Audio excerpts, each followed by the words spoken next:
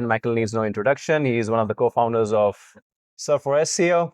Michael, it's 2026. A lot has changed when it comes to search optimization. I don't even like saying search engine optimization. It's more about search optimization. What do you think should be the mindset now for SEOs or brands when it comes to search optimization strategies for the long run? Actually, when it's either mixed sentiment or sometimes even negative, it's brand responsibility to stand out, if necessary, spam the web with the right information about you, so you are not letting them control what AI thinks you are about. This is the critical point right now. LLMs train a lot of data across the web, across different sites, and not just particularly on your site. What would be the most critical thing to make sure LLMs are, training on the right data for you? What should be the strategy for brands? 2 days ago, I was talking to a data scientist from Surfer. We do a lot of data studies and analysis. I asked him, what does he think about it? And he said, training data is not important compared to the grounding data.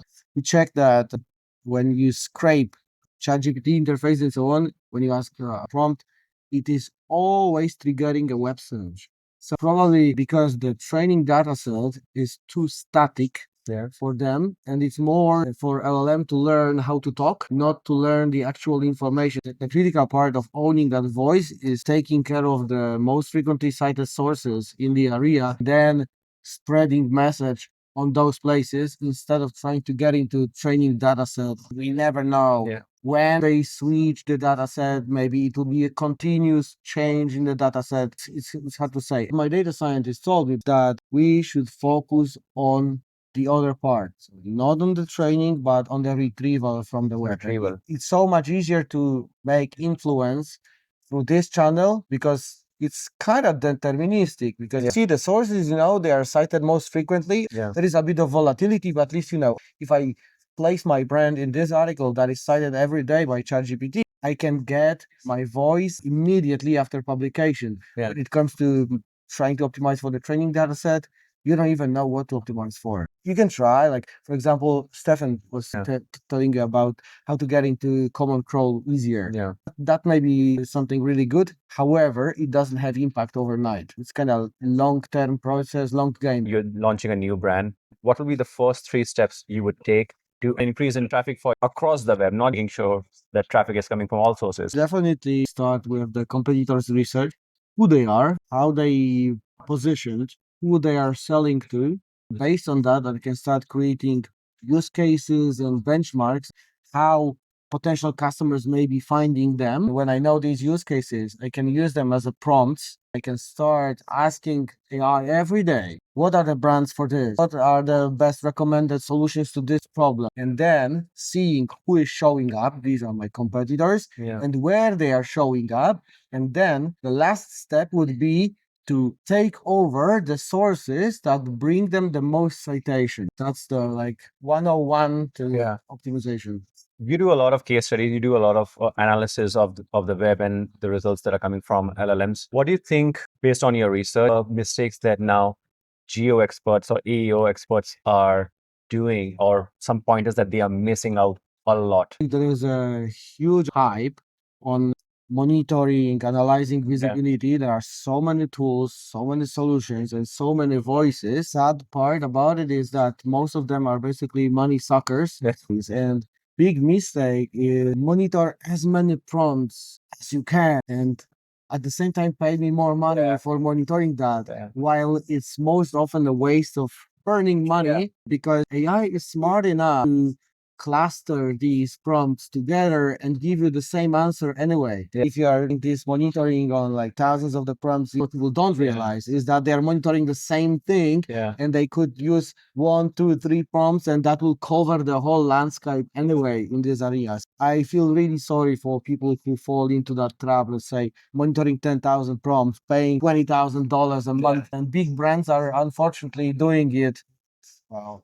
It is what it is, man. Any black hat GEO or AEO tactics that others are utilizing or experts? I've heard about continuously asking Perplexity via API about the brand. From different IPs. And then you kind of give it a signal that this is important. I don't know for how long will it work. I didn't do it myself. I heard it. But It sounds I heard someone do this on ChatGPT as well, and I think some people have created a tool, but it's private invite only. you asked me before about what to do for a new brand. I would try to do all the things like this one for a new brand. But for established business, say like for Surfer, we cannot risk potential threat when we do something too black hat. A lot of our new customers acquisition is coming through the search, coming through AI. So we cannot risk these assets basically because the stakes are high. But if you are new, stakes are very low. You can basically try all of these things because one viral action can actually take you from 0 to hero if you make it. A lot of people say that if you're ranking on top in Google or in Bing, you are automatically increasing your chances, because I see different results. Sometimes it is, many times it's not. What's your analysis that whether top ranking on Google or Bing, is it influencing the results across LLMs or not? It may be coincidence, but we looked at the data sets we have. It was like 9 million scrapes. I don't know how many sources across these sets, probably hundreds millions. And it turned out that 95% of the domains that were cited, they ranked for at least one keyword in the top 10. 95% of those. So only 5% of cited sources have more or less no rankings. I think it speaks for itself. It's hard to disagree. Can it be true that if you're ranking well in Google, you can rank well in LLMs? But on the other hand, if you're ranking well in LLMs, does it mean you will rank well in Google? I've seen the case that it's not true. Let me bring it up. So I was talking to a developer from the company, and they were curious about why is this tool always recommended for a given task. I don't remember what the task was. He told me that they created hundreds of examples of the code base, like what can you do with this tool? You can code this and that. And they were like city pages for a local electrician, but example use cases of the tool, and it was all on GitHub publicly. So when there was a training, and GitHub is really a good resource for AI to extract information about product development. So they didn't rank well in Google, but because of these hundreds of examples that were on GitHub, they got into the training data set and they were not ranking well in Google, yet a killer in LLM, always recommended. That's a solid explanation. And then on the other hand, what's your analysis of good rankings on Google? Is it going to increase the probability on LLMs or not? Yes, because especially through real UI, not through the API. Every time where the web search is triggered to gather more information on a query, like recency element, it's not only using the data from the data set, but actually finding real-time information from the web. Well, it's taken from the web. So if you are high on the web, you are taken more frequently as a source. I would say it's quite obvious that it will work the same.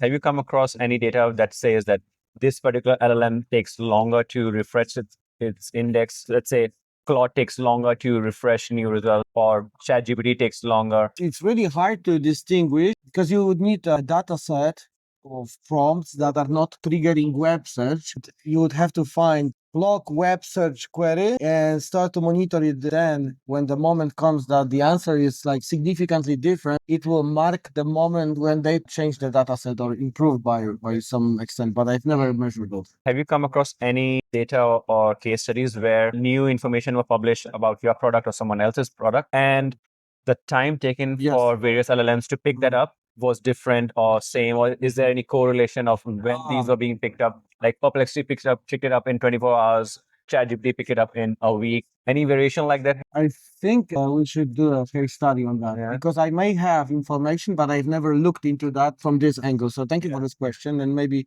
we can do something together. Lastly, Brave Search that feeds into a lot of Claude data. Any advice on what people should do to improve their rankings on Brave Search? Have you looked into any commonalities and any differences when it comes to optimizing for Bing, for Google, and for Brave Search?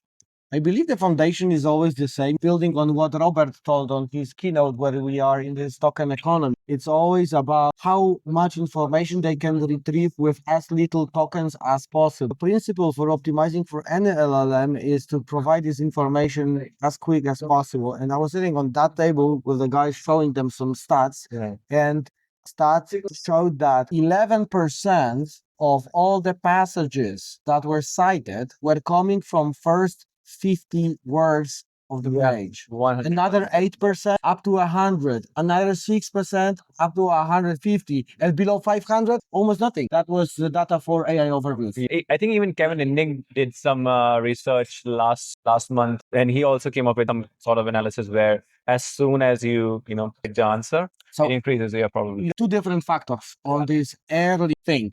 One part is early query confirmation, and the other part is early query answer. The confirmation is basically, in this article, I will tell you. And the answer is the answer with entity, attribute, value, quickly, bam, bam, bam. Yeah. Right? So at the beginning, for ChatGPT, it was enough if you promise the answer. And that was enough for ChatGPT to cite sources. But for other models like AI mode, like Perplexity, they require answer right away. And after we redid the same study a couple days ago, it turns out that all the models are getting more and more homogeneous, so they start to value the same things. And guess what happened? ChatGPT started to value answer, and the others started to value confirmation as well. So we did both in the first 50. My last question, why do you think listicles are performing so well for LLM rankings? You see a lot of citations coming from listicles, small sites, big sites, PBNs, all sorts of listicles. Why do you think this is happening? I think it's about the format that is really easy to consume for them and extract stuff, the easiest to retrieve. They will always put on top content that is structured in a way that it's make it easier for retrieval, and that will be always a winner. And I think that listicles themselves are easy for retrieval because it's like the format, it's short, concise. These are good at that point. This tool is good at this point. This tool costs this money. It saves that time. It's like information all the way down without opinion, without some storage, just entities. So in short, can we say that listicles make data retrieval very fast? I think so. Right? And They give you a lot of information about a lot of different tools, reading only one page. yeah. Thank you so much, Michael. You're welcome. Good, man. Happy to be here. Thank you so much.